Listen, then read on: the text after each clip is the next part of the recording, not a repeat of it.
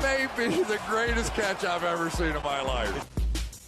Alright guys, I have a pretty big announcement that I'm excited to give you to y'all. I have no idea why I did not have this own idea myself, but y'all know I am trying to always answer as many of your questions as possible. There are just way too many of y'all at this point for me to be able to get to every single question that we get. So mainly I'm just answering questions on Patreon throughout the day and during the live streams every single night. But someone in the YouTube comments actually came up with a suggestion that I absolutely loved.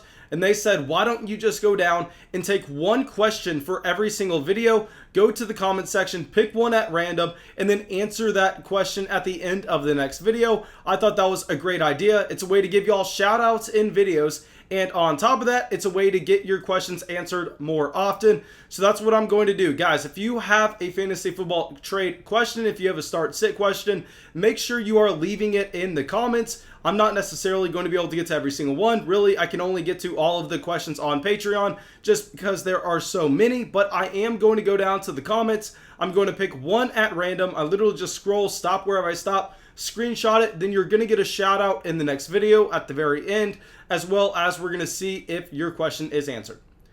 But that's it. Now let's transition over to some running backs that I think we need to be starting in week 10. And let's start it off with Chase Edmonds. So I am currently recording this very late on Wednesday night. The most recent report that we had on Kenyon Drake and his injury is that he was actually able to get in a limited practice to start the week on Wednesday. Now, I will say with Kenyon Drake, this is a running back that we are definitely going to have to monitor coming into Sunday. But my own thought process here is there's no way that he is going to be good to go on this game. I think we actually see Chase Edmonds come in, Chase Edmonds get a full workload and looking like a bell cow type running back. Now, I know with his workload last week, we did not see really any efficiency there whatsoever. He really looked like he was trying to do his best Kenyon Drake impersonation. Still, I think that this is a running back based on the workload. And on top of that, he is actually playing in the game that's supposed to be the highest scoring game according to Vegas in week 10. Everything is lining up for Chase Edmonds to be a complete smash. The only thing is we are having to be on the lookout for Kenyon Drake's and his current week 10 status. Because if Drake looks like he's going to be good to go, I think that Chase Edmonds is a player we can have in consideration for a flex spot based on the fact that he does have some receiving upside in this offense.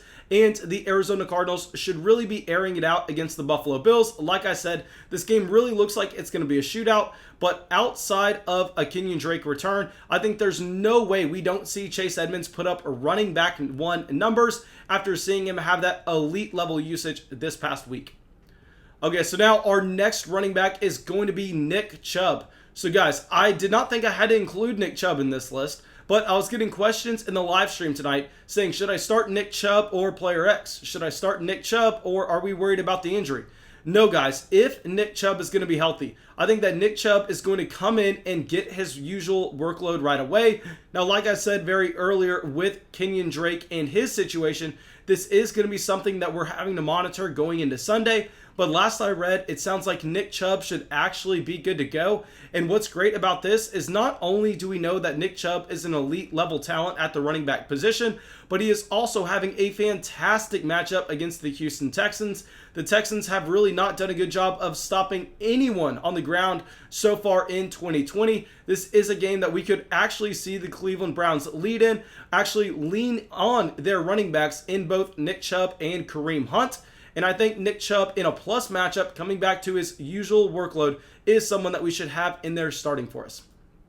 Okay, now our next running back, guys, the title of this video should really be running back injuries to monitor because this is also someone who is currently going to have to be monitored going into Sunday, but Antonio Gibson. Guys, right now, Antonio Gibson did not practice on Wednesday with his shoulder injury, but we are looking at Gibson and his overall profile so far as a running back that's highly athletic. And yes, he's not necessarily a running back that's getting as many targets out of the backfield as we initially hoped for, but at the end of the day, he is pretty much getting every single carry in this backfield. I know the box score from last week does not necessarily look like that, but that's mainly because that game got entirely out of hand, and we really just ended up seeing Alex Smith continuing to check down to J.D. McKissic.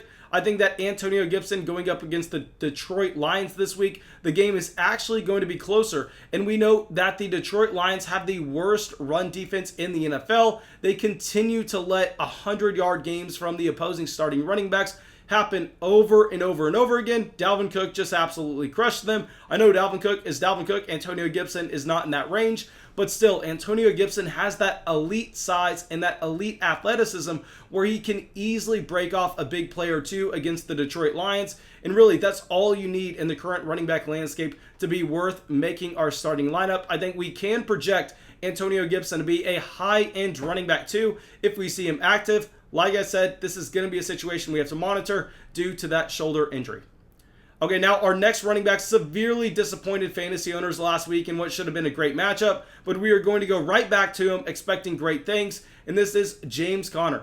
So James Conner, I know last week had less than 10 carries, had less than 30 total yards, only had 2 receptions, but guys, around James Conner, we have to understand that he is still the lead running back on a very good NFL offense. And honestly, I am not too concerned about Ben Roethlisberger being on the COVID list because we know that the Cincinnati Bengals have one of the worst defenses in the NFL, specifically one of the worst rush defenses. So I think whether we see Ben Roethlisberger or not, James Conner is going to be a fantastic play, and that if Ben Roethlisberger is active, we are going to see a lot of points scored by this Pittsburgh Steelers team, knowing that the Joe Burrow-led Cincinnati Bengals offense should really be able to put up points as well, even though we know that the Pittsburgh Steelers have a great defense. Just Burrow looks 100% legit right now. So in that one scenario, James Conner is going to be playing in a very nice game environment where there are going to be a ton of points to go around. And on the flip side, if Ben Roethlisberger is not active, I think we are going to see the Pittsburgh Steelers lean to giving James Conner more carries than he would have usually seen, just because they're not really going to be able to trust Mason Rudolph to come in there and throw the ball with great volume and then winning the game. So here, either way, James Conner is a running back that I want to be in my starting lineup against the Cincinnati Bengals. Okay, now this last running back, I actually kind of referenced him at the very beginning of the video, but we're going to go right back to him. We're going to dive in a little bit deeper. Kareem Hunt. Now, I know Kareem Hunt was a running back a few weeks ago. I was telling y'all to trade away. I was trying to get y'all to trade away Kareem Hunt for James Robinson when that was back impossible, but now that's not the case. And with Kareem Hunt, we are looking at him going back to his old role with Nick Chubb coming in and being the starting running back for the Cleveland Browns. But like I talked about earlier, guys, this matchup against the Houston Texans is absolutely fantastic for these Cleveland Browns running backs. I think that we are going to see Kareem Hunt have a lot of success. He's coming off a week where he saw about 15 total touches, about 70 total yards. And I know we're not going to necessarily get to expect that same type of volume, but I think the efficiency is really going to be there. And we know that he is the running back in this backfield that's going to continue to get the targets. And targets are so dang valuable, especially when they're against a very bad defense. Okay, real quick, let's go and let's answer our question. Hopefully I can figure out how to put it on the screen. This is coming out from Mark. Mark, thank you so much for going out, leaving a comment on the last video. Guys, like I said, if you want me to answer your questions, go down to the comment section. I'm not going to be able to reply to all of them. Really, I can only reply to everybody on Patreon, but I can pick out a comment to include in the next video. And this question here is, what do people think of this trade? I receive Antonio Brown, Ezekiel Elliott, and Laviska Shenault for Robbie Anderson, Philip Lindsay, and DeAndre Swift. I really don't know what to do. And man, the reason I picked this trade is I really thought that this is a close decision, and I completely understand not knowing what to do here. But let's break this down player by player. And first, let's look at Laviska Shenault. Now, y'all know Laviska Shenault is actually a rookie wide receiver that I was very excited about coming into the year based on his athletic profile. But right now, dealing with an injury, dealing with significantly downgraded quarterback play, I think that Laviska Shenault is not someone that can come anywhere near our starting lineup soon. And on the flip side, if we compare him to the worst player in the other side of the deal, Philip Lindsay, yes, Philip Lindsay's very similar in that he cannot be started anytime soon. But if we saw an injury to Melvin Gordon, we would see Philip Lindsay automatically become a top 15 running back in fantasy football. And now if we saw an injury to DJ Chark ahead of Laviska Shenault, we cannot say the same thing about DJ Chark. So I'll say the upside is actually going to be higher with Philip Lindsay. I think we're going to give that side to the second one. Okay, so now if we take those two players out and look at this trade as Antonio Brown and Ezekiel Elliott for Robbie Anderson and DeAndre Swift. Now, this is coming from someone who has continued to tell y'all to sell high on Antonio Brown and to try to go and buy DeAndre Swift. Y'all know I love Swift. I am still going to have to stay objective here. We are still going to have to look at the range of outcomes for all of these players and acknowledge that the side with the value is actually going to be the Antonio Brown and the Ezekiel Elliott side, just because Ezekiel Elliott is a bell cow running back still. Yes, it's on a worse offense. Yes, it's not going to be anything close to it was with Dak Prescott, but we cannot ignore the fact that he is going to be getting those touches. Hopefully the offense does improve in better matchups with Andy Dalton as well. And with Antonio Brown, he has that upside where he could become a top 15 wide receiver in fantasy. I don't necessarily think it's extremely likely, but it is there. Now, thank you guys. I really hope you all enjoyed this video. I really hope you all got something from it. As always, if y'all did, please make sure you go down there, drop a like, leave a comment, subscribe to the channel. It really, really helps us out.